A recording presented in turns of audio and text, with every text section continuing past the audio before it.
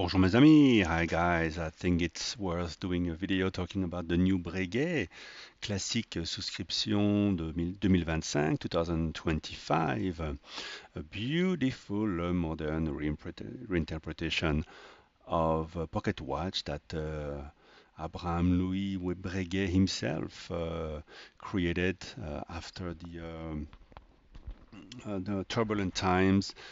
He basically created this model of a subscription, getting some advance from potential buyers, wealthy buyers, so he would have the money to create new watches. And it was, in that case, something very similar. So a pocket watch that would have just a simple hand, one hand to indicate the time. So in this case here, that would be 2:30. So this would be 2:15. So there's a little mark every 5 minutes, and this is every 10 minutes there. So maybe after a while you get used to reading this, and you have, of course, the design codes of Breguet, which can be which are a blessing and a curse. I think for every brand, the words heritage and design codes and authenticity. For example, the new CEO of Zenith loves to use that word authenticity, whatever that means, are used and abused on the website. And in the case of Breguet, it's almost felt like the brand has been stuck in a box. And I've seen so many videos, bizarrely, about Breguet. People talk a lot about the brand, at least in the enthusiasts quarters, and everybody wants to see them. Everybody wants to see them do well, and they do lots of events. They have their flagship store here in Hong Kong is right at the center of Central in Hong Kong, a big beautiful boutique. And but it feels like they're not selling a lot of watches. And this new product, I think, will do very well. Yes, it is expensive. I think we're nearing the 50,000 US, 383,000 Hong Kong dollar for a watch that is a bit of a novelty, right? With a single hand, the observatory hand, like this. But it signals something interesting. Now, of course, there's a new CEO, which is Gregory Kisling, who was the VP of product at Omega. And we know Omega released some bangers under his tutelage. And I imagine this was not his project, or maybe he already had one step into Breguet. But now that he's in charge, the first new watch, it's this. So even if he was not at the origin of it, it's a nice gift. And one thing that's interesting is that it comes with a new type of case with integrated lugs, more like the Patek Calatrava style, downturning like in a teardrop fashion. And I think that gives it, although it's not something unusual or something we haven't seen, we've seen that from even micro brands. It's a nice pivot for the brand that is known to have those coin-edged cases with the welded straight lugs, almost like they're an afterthought on a pocket watch.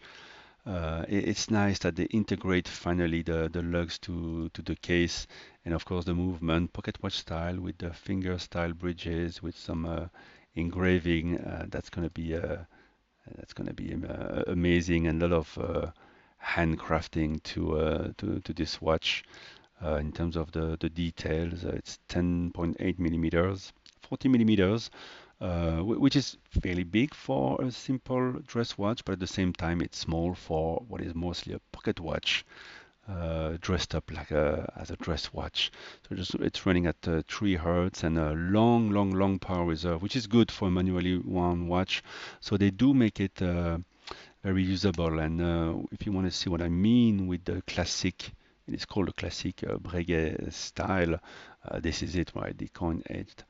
Um, Sort of guilloche on the side of the case, and then the welded straight lugs, which can be a bit, yeah, old-fashioned. And after all, what is a Breguet, a modern Breguet, supposed to look like? What would Abraham Louis Breguet himself do if he was immortal and still at the helm of the brand.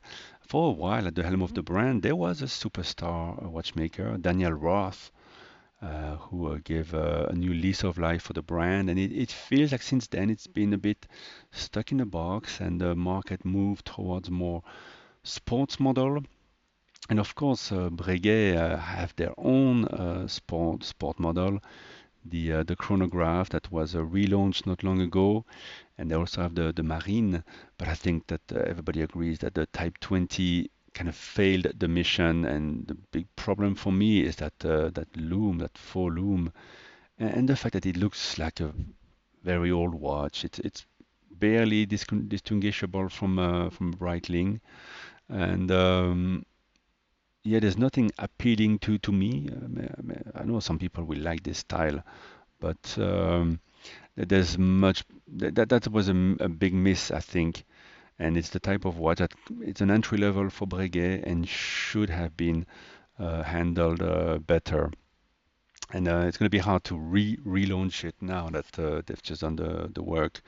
I don't believe in that product. The Marine is it's often it's an off the beaten track choice for a sports watch, and there's a million things they can do with it. That can add complications to a sports watch. You can have it on the rubber strap. I like the Marine. It wouldn't be my first choice, but when you make that choice, it's very bold. It's very different. And I like it, and hopefully they can do something interesting with it.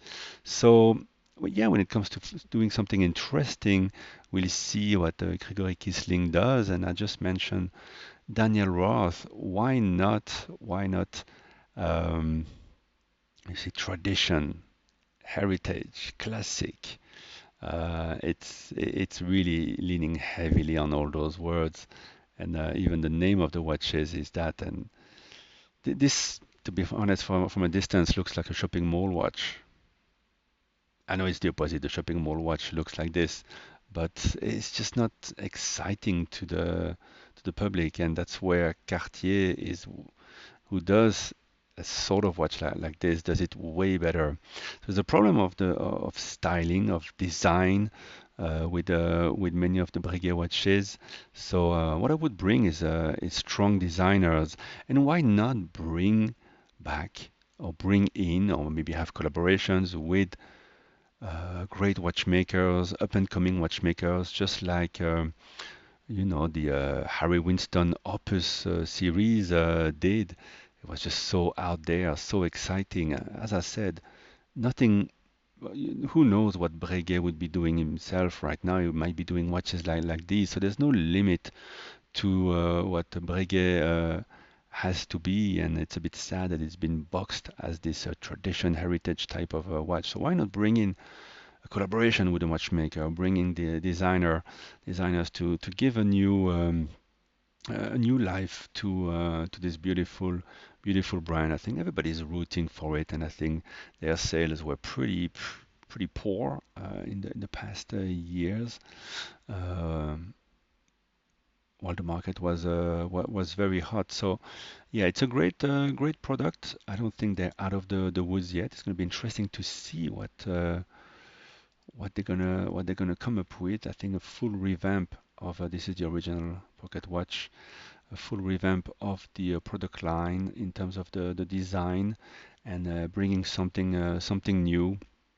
Why not bring a new watchmaker in the house of Breguet? It would have to be a superstar and someone who's bold and dares to, yeah, use the codes, of course, the Breguet numerals, maybe the observatory hands, which after all have been homaged by every big important watchmaker. Every week there's another release of a watch with that type of numerals, with that type of hands. So when you have such an IP, such an intellectual property, it's enough, right? You can go beyond those same old cases and be more creative. So yeah, wishing all the best to Breguet with this release, and hopefully we'll see interesting new products and bold releases from the brand in the coming years. There you go, guys. Let me know what you think about Breguet. We've seen quite a lot of videos, a lot of them fairly negative, saying that the brand has been not doing well.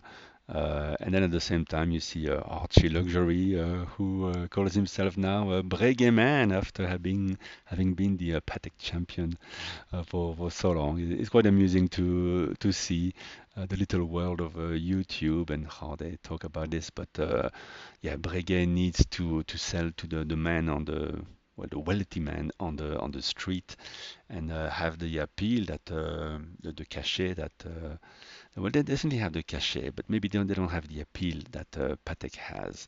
So they need a superstar watch. They need a great sports watch or a great redesign of their chronograph, and they strayed too much into the same footstep. Um, yeah, they stay too long in the same footstep. They need to find a new path while yeah keeping alive the tradition and the heritage. I think as long as you put Breguet on the dial, there's no limit to what it can be, what it should be. There you go. That's how I see that. I think many people see it this way. Let me know what you think of Breguet. Is there a watchmaker that should be coming to work for Breguet? Who would be the right person to do this? I'm sure if Pigeon had could live two lives, he wouldn't mind coming in for a few years, but he's got his own brand to handle, right? All right, guys, thank you for watching. Bye bye.